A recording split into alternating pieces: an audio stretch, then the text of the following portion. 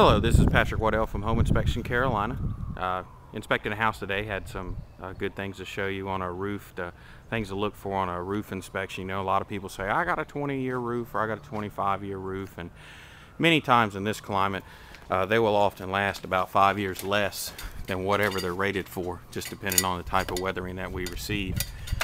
If you ever hear anybody talking about you got a lot of felt showing on your roof, this is just a very, very good example of it. You see how white it is along here, and what that is the actual roof granules, as you can see, have just completely, been washed off or come off.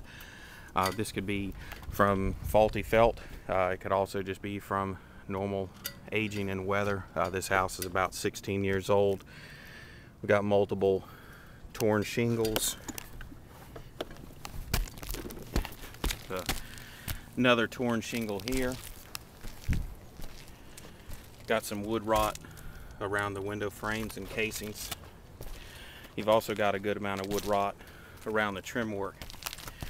You should have flashing that runs in between this dormer and the roof line. This house, they've just run a heavy bead of caulk in between the two, and due to that, you end up with rot and water and roof leaks on the inside of the home. This has been Home Inspection Carolina.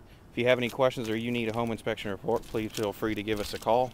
Our number is 704-542-6575, 704-542-6575.